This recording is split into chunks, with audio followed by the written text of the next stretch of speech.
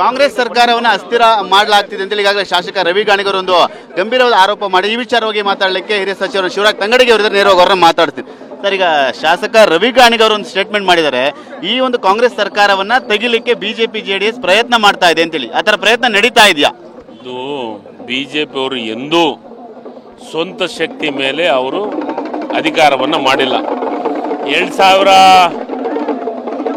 First ಮೊದಲಿಗೆ ಯಡಿಯೂರಪ್ಪರು ಮುಖ್ಯಮಂತ್ರಿ ಆದರು, ಯಾವಾಗ 7-8ಕ್ಕೆ. ಅವಾಗ ಸರ್ಕಾರ ಮಾಡೋಕ್ಕೆ ಸಹಾಯ ಮಾಡಿದ್ರು ಯಾರು? ಇಂಡಿಪೆಂಡೆಂಟ್, ನಾನು ಅದ್ರಾಗ ಒಬ್ಬವನು. ಅವ್ರು ಸ್ವಂತ ಶಕ್ತಿ ಮೇಲೆ ಬಂದ್ರ?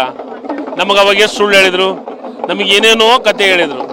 ಅಂಥ ಇಲಾಖೆ ಕೊಡ್ತೀವಿ, ಇಂಥ ಇಲಾಖೆ ಕೊಡ್ತೀವಿ ಅಂತ ಅವರು. ನಾನು ಹೇಳಿದ್ನಲ್ಲ, ಬಿ ಜೆ ಪಿ ಆಫೀಸ್ನಾಗ ಪೂಜೆ ದಿನನಿತ್ಯ ಬಿ ಜೆ ಪಿ ಅವ್ರು ಪೂಜೆ ಮಾಡೋದು ಸುಳ್ಳಿನ ದೇವರು.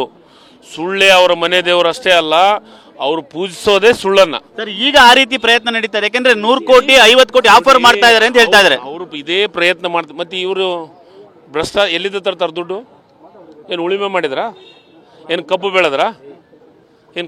ಇವರು ಎಲ್ಲಿ ಉಳಿಮೆ ಮಾಡಿದ್ರು? ಎಲ್ಲಿಂದ ಬರ್ತೀವಿ ಇವ್ರಿಗೆ? ಹಿಂದೆ 16 ಮಂದಿನ ಸಿ ಟಿ ರವಿಯವರು ಹೇಳಿದ್ರಲ್ಲ, ಹಿಂದೆ 16 ಮಂದಿನ ಬಿ ಜೆ ಪಿ ಕಾಂಗ್ರೆಸ್ ಶಾಸಕರೇನು ಕುರಿನೋ ನಾಯಿನೋ ಕತ್ತಿನೋ ಅಂದ್ರಲ್ಲ.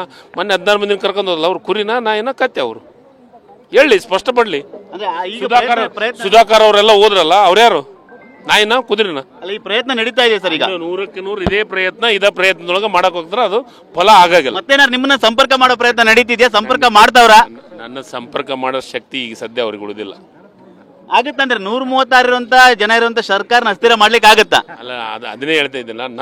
ನನ್ನ ಸಂಪರ್ಕ ಮಾಡೋ ಶಕ್ತಿ ಬಿಜೆಪಿಗಿಲ್ಲ ಈಗ. ಇದಿಷ್ಟು ಸಚಿವರಂತ ಶಿವರಾಜ್ ತಂಗಡಿಗೆ ಅವರ ಮಾತು. ಯಾಕೆಂದ್ರೆ ಈ ರೀತಿಯಾದ ಪ್ರಯತ್ನವನ್ನ ಬಿಜೆಪಿ ನಿರಂತರವಾಗಿ ಮಾಡ್ತಾ ಇದೆ. 2008ರಲ್ಲಿ ಅವರು ಸರ್ಕಾರ ಮಾಡ್ಲಿಕ್ಕೆ ನಾನು ಕೂಡ ಕಾರಣವಾಗಿದೆ. ಆದ್ರೆ ನಮ್ಮನ್ನ ಸಂಪರ್ಕ ಮಾಡ್ಲಿಕ್ಕೆ ಆಗಲ್ಲ, ಸರ್ಕಾರ ಅಸ್ಥಿರ ಮಾಡ್ಲಿಕ್ಕೆ ಯಾವುದೇ ಕಾರಣಕ್ಕೂ ಆಗಲ್ಲ ಅನ್ನೋ ಮಾತುಗಳು ಕೂಡ ಹೇಳ್ತಾ ಇರುವಂತ. ಕ್ಯಾಮರಾ ಮಂಜು ಜೊತೆ ಸುನಿಲ್, TV9 ಬೆಂಗಳೂರು.